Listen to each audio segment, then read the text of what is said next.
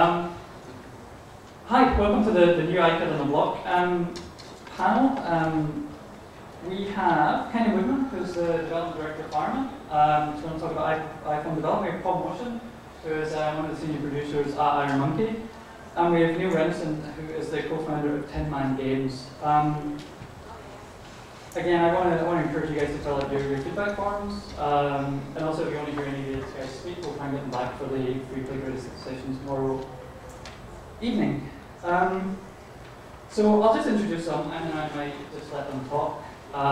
One of the things we really want to do with Freeplay is encourage a lot of debate and a lot of back and forward with the audience and with panel members. So I guess they would direct you as to whether or not they feel like fielding questions as they're talking, or whether or not they'd rather you hold them to the end.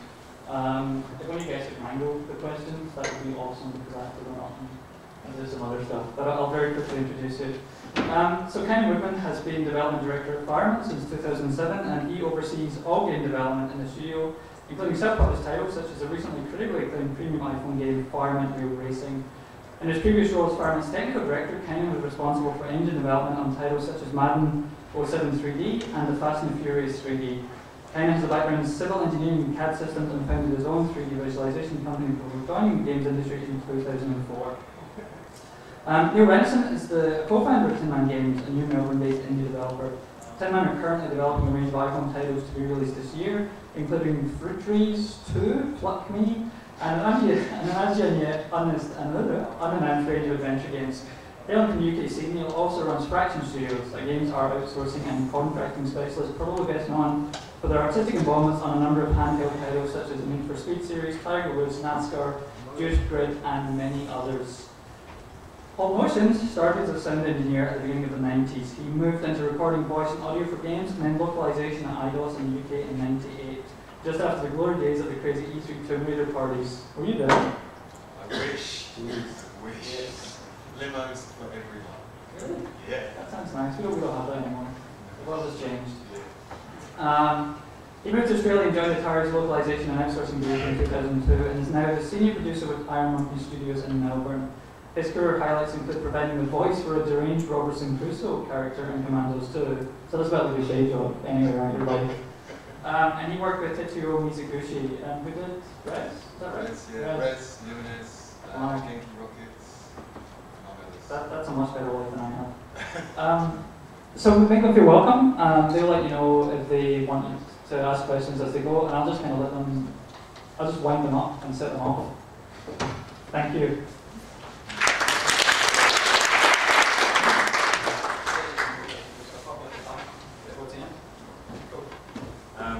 So I guess I'll start, seeing as I'm first to the blogs. By all means, interrupt or ask questions or anything like that.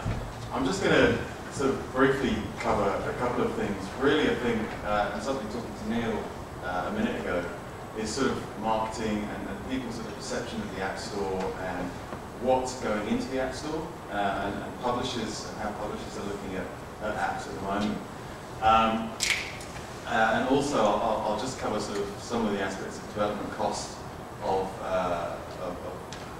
developing iPhone applications, as well as timelines as well for sort of more established developers.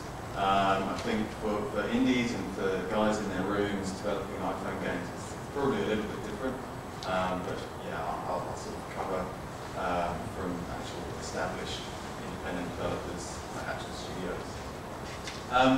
So to kind of to cover some of the things, there was a comment from a guy called Gui Cario, I think that's how you pronounce his name, recently on Edge Online, where he talked about 14 games and the cost of 14 games from PSP or DS or even console through to iPhone. And one of the numbers that he mentioned was like 50,000 to 150,000 US.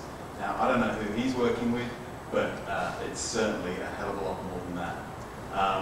These days, the cost of development for iPhone is starting to get into the realms of real console development. And you look at games like Resident Evil Degeneration, and talking of our own games, things like Sims 3, which has been out now for a few months.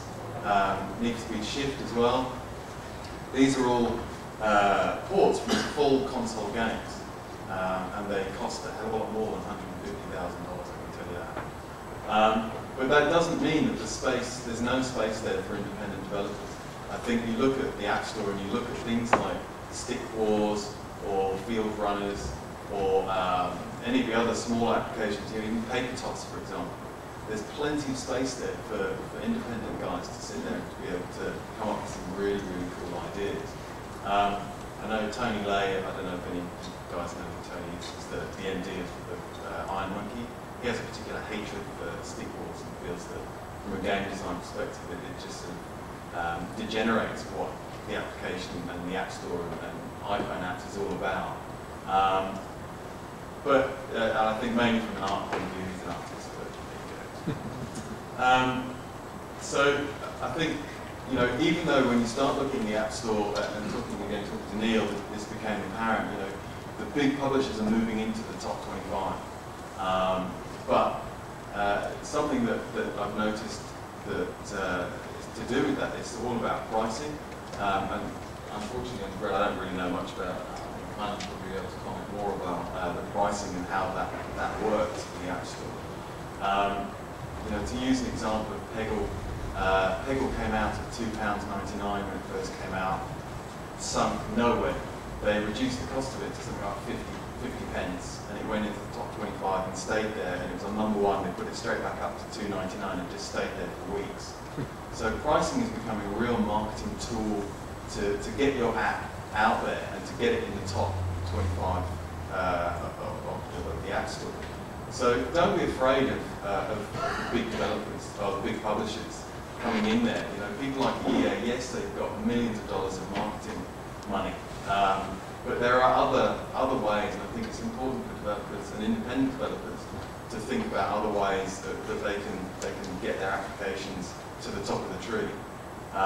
You don't need to have huge billboards on the side of trams or you know, massive TV campaigns or magazine campaigns to have your application at the top of the tree. There are plenty of other ways. And I think it's just a question of thinking, to use a fairly unpleasant turn of phrase, outside the box, that sort of stuff.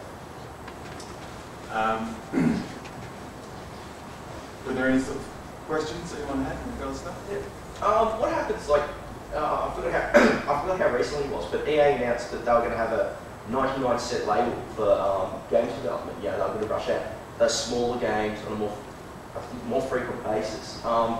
Do you think that's still going to have any more impact in line of, you know, having to go outside the box to be able to, as an indie market, your own title? Yeah, I think obviously the big publishers are looking at the pricing tool for marketing their titles as well. But I think the big publishers, they have their IPs and they want to protect their IPs, and particularly the brand, the EA brand as it is. So I think they're slightly hamstrung by what they're developing. The whole idea of coming out with small applications at 99 pence or 99 cents or whatever is a great idea. But I think there's plenty of room for independent developers to get in there first and get in there early.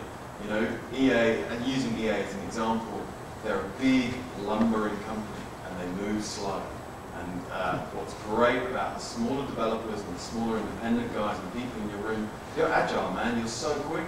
You can knock something up, and if you've got a great idea for an application, it would take you no more than maybe a month to put that together and get it out there.